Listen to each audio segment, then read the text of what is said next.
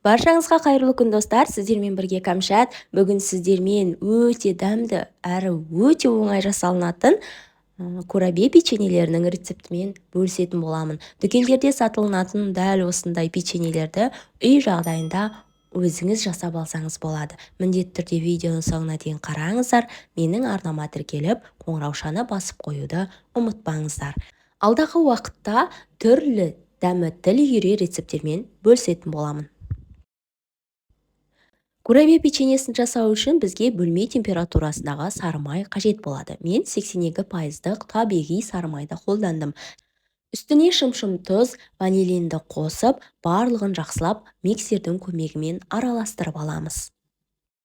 Сары май міндетті түрде бөлме температурасында болуы қажет, егер олай болмаса ірімтік болып қалуы мүмкін. Сондықтан алдын ала сары майды шығарып қоюға кеңес беремін. Осылай дайын болған массамыздың үстіне бір дана жұмыртқаның ақуызын, яғни белогын қосатын боламыз.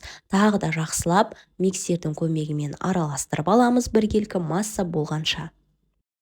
Қазақша контентті соның ішінде менің арнамды қолдап, подписаться батырмасын басып, қоңыраушаны басып қойыңыз. Алдағы уақытта түрлі пайдалы рецепттермен бөлісетін боламын.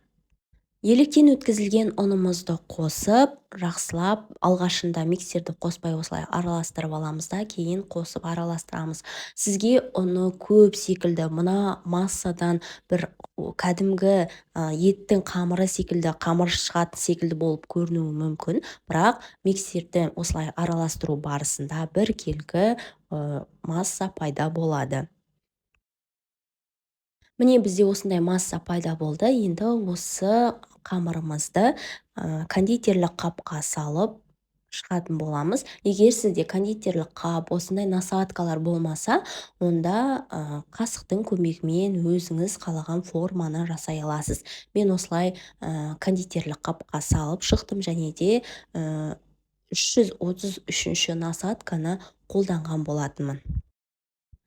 Пергамент қағазы төселген формамызға дайын болған қамырымызды отсадка жасаймыз, яғни сығып шығатын боламыз. Бізде нәтижесінде осындай әдемі гүл формасындағы печеньелер дайын болады. Біз дүкендерден көріп жүргендей осындай печеньелерді өз қолымызбен үйде жасап алуыңызға болады.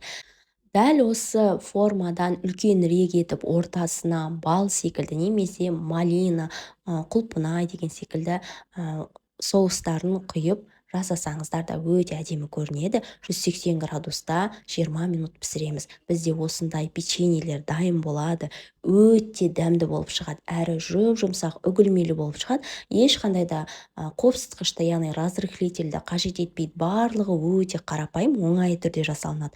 Міндетті түрде жасап көріңіздер, бір шайдан қалмайтын тәтті болып шығады. Сіздерге және сіздердің отбасыларыңызға ұнары анық. Сіздермен болған Кәмшат. Егер видео ұнаса, лайк басып, комментарий жазып, достарыңызбен бөлісе кетуді, менің арнама жазылып, қазақша контентті қолдауды ұмытпаңыздар. Келесі видеоларда кездескенше қош сау болыңыздар.